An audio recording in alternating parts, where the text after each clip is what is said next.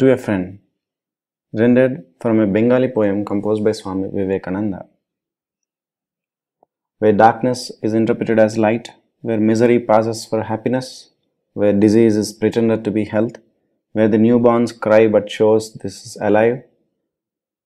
Dost thou, O wise, expect happiness here?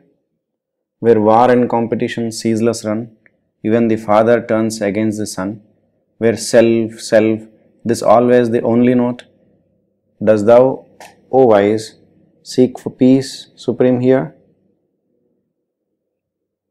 A glaring mixture of heaven and hell, who can fly from this sansar of Maya, fastened in the neck with karma's fetters?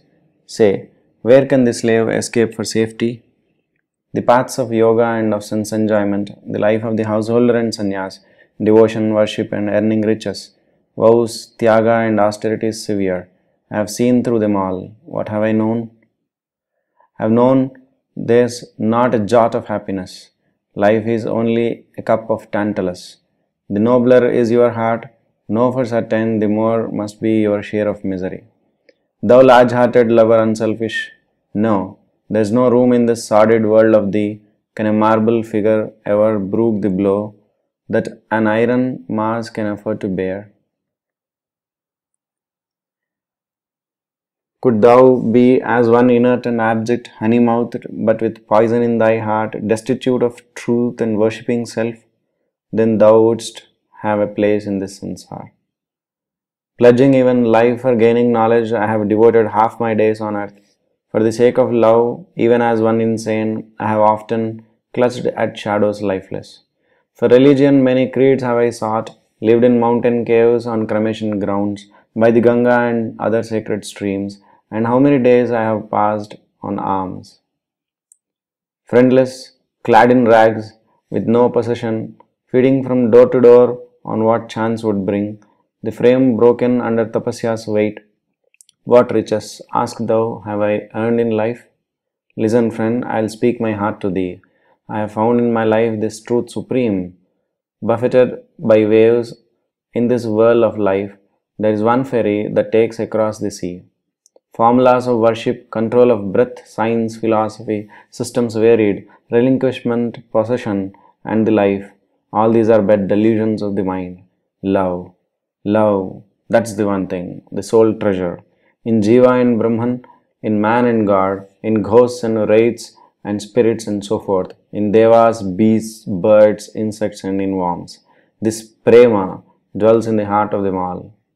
Say, who else is the highest God of gods? Say, who else moves all this universe?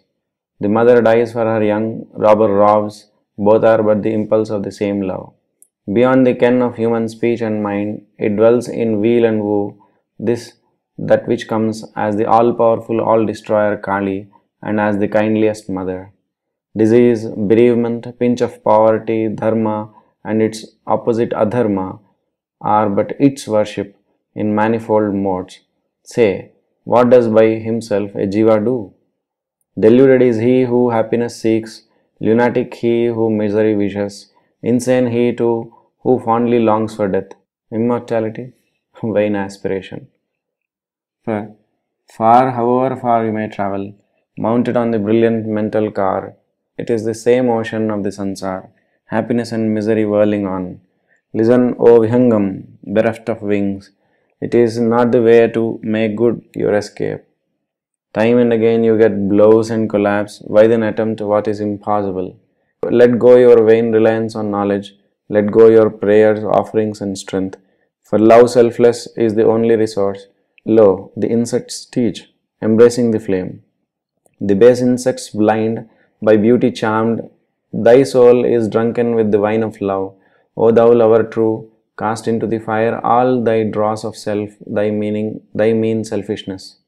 Say, comes happiness ever to a beggar? What good being object of charity? Give away, never turn to ask in return.